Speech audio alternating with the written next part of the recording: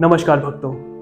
जो न्याय के देव है, जो कर्मों का सच्चा लेखा रखते हैं, जिनकी दृष्टि से राजा भी कांप उठे और साधारण मनुष्य भी अपने कर्मों का फल पाए, वह है सूर्य पुत्र, धर्म और न्याय के अधिपति शनिदेव। शनिदेव केवल दंड नहीं देते, वे इंसान को उसके कर्मों का परिणाम महसूस कराते हैं। जो सत्य और धर्म के मार्ग पर चलता है, उस पर शनिदेव अपनी असीम कृपा भी बरसाते हैं। जहाँ अहंकार समाप्त होता है, वहीं से छाया पुत्र शनि की कृपा आरंभ होती है। शनि जयंती के इस पावन अवसर पर आइए जानते हैं उस देवता की अद्भुत कथा, जिनके न्याय से आज भी संसार कांप उठता है और जिनकी कृपा पाने के लिए करोड़ों लोग श्रद्धा से उनकी पूजा करते हैं। सृष्टि के आरंभ काल में सूर्यदेव अपने तेज और प्रकाश से पूरे ब्रह्मांड को प्रकाशित करते थे। उनका तेज इतना प्रचंड था कि कोई भी लंबे समय तक उनके सामने टिक नहीं सकता था। सूर्यदेव की पत्नी संज्ञा भी उस दिव्य प्रकाश को सहन नहीं कर पा रही थी।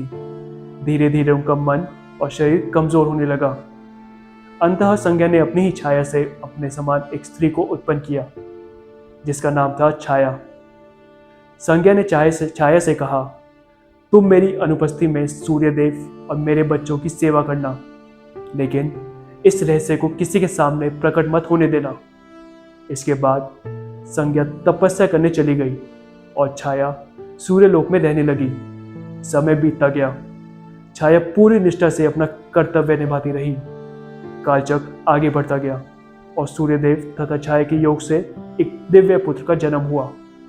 लेकिन यह कोई साधारण बालक नहीं था। कहा जाता है कि माता छाया भगवान शिव की परम भक्त थी। जब शनिदेव उनके गर्भ में थे, तब वह कठोर तपस्या में लीन रही। उनकी तपस्या से प्रसन्न होकर महादेव ने वरदान दिया, तुम्हारा पुत्र संसार में न्याय का प्रतीक बनेगा। वह प्रत्येक प्राणी को उसके कर्मों का फल देगा।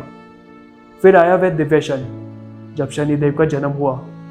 उनका वर्ण अंधकार के समान श्याम था, आंखों में अद्भुत तेज था और चेहरे पर गंभीरता। जब सूर्यदेव ने अपने पुत्र को देखा तो वे आश्चर्यचकित रह गए। उन्हें विश्वास नहीं हुआ कि यह बालक उनका पुत्र है।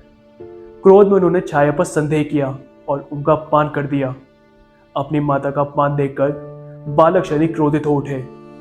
मान्यता है कि उनकी दृष्टि पड़ते ही सूर्यदेव का तेज मंद पड़ गया और उनके रथ के घोड़े रुक गए। तब भगवान शिव प्रकट हुए और सूर्यदेव को सत्य बताया। सूर्यदेव को अपनी गलती का एहसास हुआ और उन्होंने क्षमा मांगी। तभी से शनिदेव को कर्मफलदाता कहा जाने लगा। वे न किसी के शत्रु है, न किसी के मित्र। वे केवल न्याय करते हैं। जो अधर्म और अहंकार के मार्ग पर चलता है, शनिदेव उसे दंड देते हैं, लेकिन जो सत्य, परिश्रम और धर्म का पालन करता है, उस पर शनिदेव अपनी असीम कृपा बरसाते हैं। ऐसी एक कथा शनिदेव के कठोर लेकिन दयालु स्वभाव को दर्शाती है। ये कथा अयोध्या के राजा और श्री राम के पूर्वज राजा हरिश्चंद्र की है, जो तीनों लोकों में अपनी सत्यनिष्ठा और धर्म पालन के प्रसिद्ध थे। एक दिन स्वर्ग के राजा इनको भय हुआ कि कहीं राजा हरिश्चंद्र अपने पुण्य और सत्य के बल पर उनका सिंहासन न प्राप्त कर ले। उन्होंने ये बात महर्षि विश्वामित्र के सामने रखी और कहा कि राजा हरिश्चंद्र के सत्य व्रत की परीक्षा लेनी होगी। महर्षि विश्वामित्र राजा के राज्य में पहुंचे और उन्होंने शनिदेव का आह्वान किया। शनिदेव राजा हरिश्चंद्र की सत्य की परीक्षा लेने के लिए तैयार हो गए और उनके मस्तिष्क पर विराजमान हो गए। एक रात राजा हरिश्चंद्र ने स्वप्न में देखा कि उन्होंने अपना पूरा राजपाट, धन दौलत और राज्य महर्षि विश्वामित्र को दान में दे दिया। अगले दिन महर्षि विश्वामित्र राजा के पास पहुंचे और बोले, राजन, आपने स्वप्न में मुझे अपना संपूर्ण राज्य मुझे दान कर दिया था। राजा चाहते तो उस स्वप्न को असत्य कहकर इनकार कर सकते थे, लेकिन सत्य उनके लिए प्राणों से भी अधिक मूल्यवान था।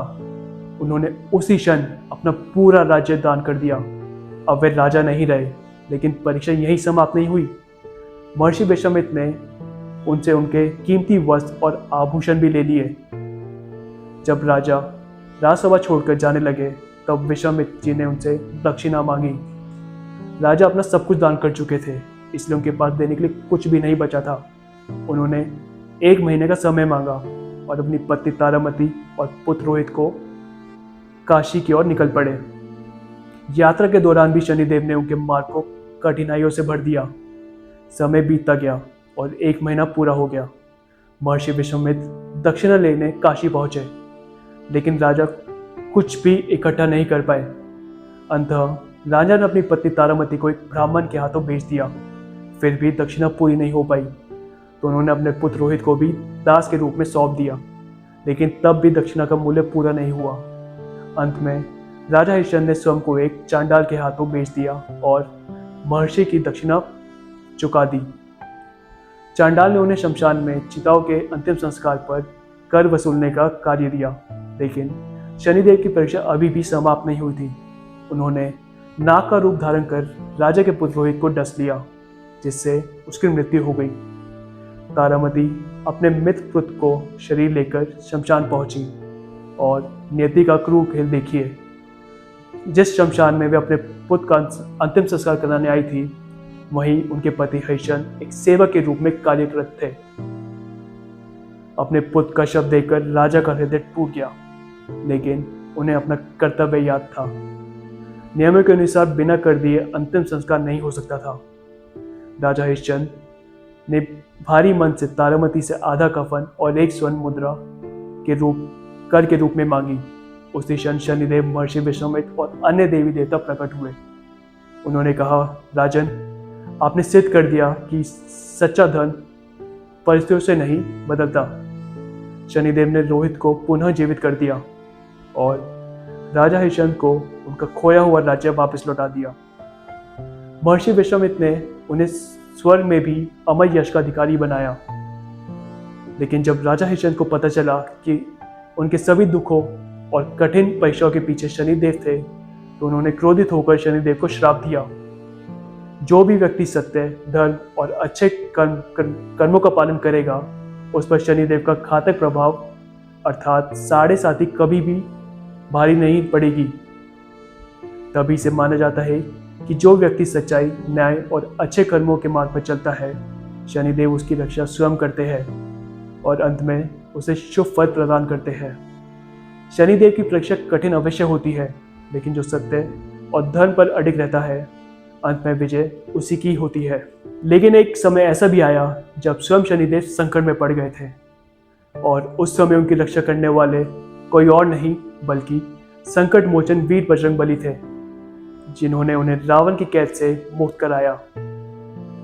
लंका का राजा रावण अत्यंत शक्तिशाली और अहंकारी बन चुका था। उसने अपने बल से देवताओं तक को पराजित कर दिया था।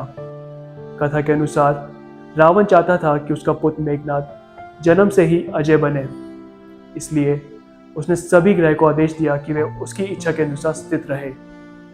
लेकिन शनिदेव न्याय और कर्मफल के देवता थे। उन्होंने रावण के अहंकार के सामने झुकने से इनकार कर दिया।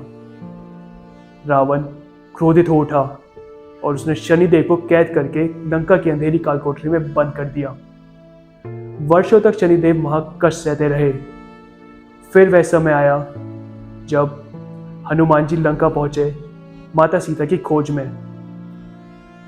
लंका दहन करते समय उनकी दृष्टि उस अंधेरी कैद पर पड़ी। वहां शनिदेव बंद थे। हनुमान जी ने तुरंत शनिदेव को बंधन मुक्त कराया। मान्यता है कि लंबे समय तक कैद में रहने के कारण शनिदेव का शरीर पीड़ा से भर हुआ था।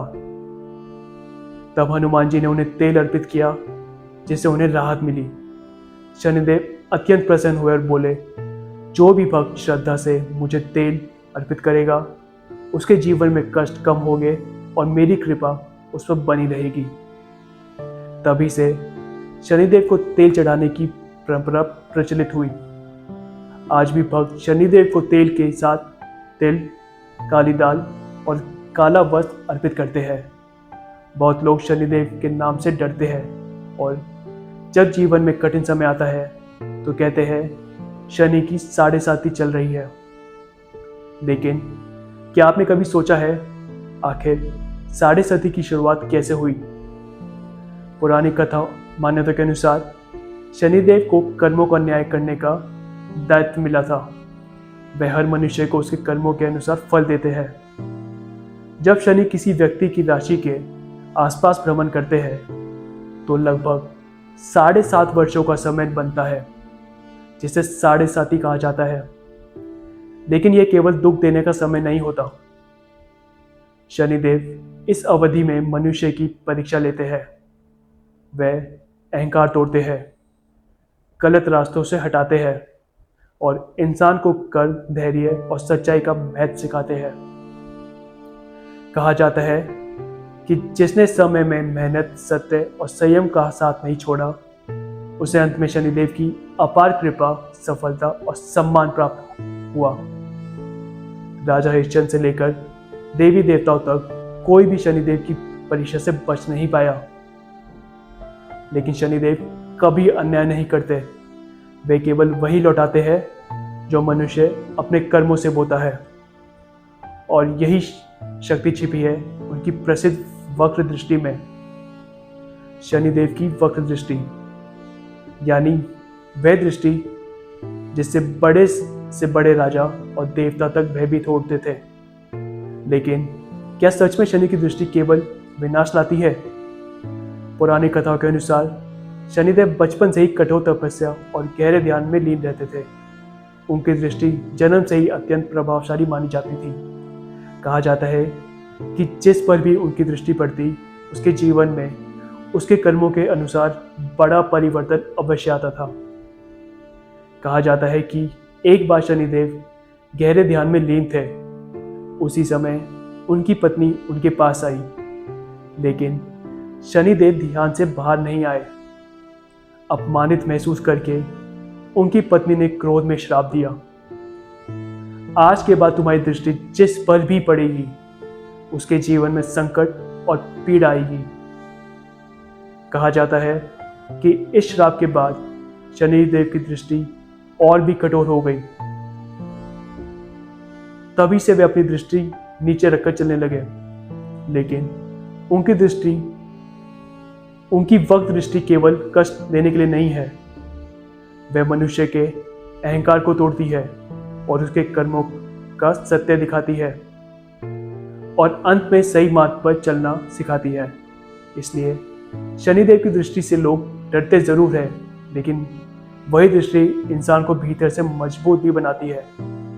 और यही प्रतीक है उनके वाहन कौवे का। लेकिन क्या आपने कभी सोचा है आखिर शनिदेव का वाहन कौवा ही क्यों है? इसके पीछे भी एक गहरा रहस्य छुपा है। कौवा एक ऐसा पक्षी माना जाता है जो हर चीज को बहुत ध्यान से देखता है। वो छिपी हुई बातें, रहस्यों और सत्य का प्रतीक माना जाता है।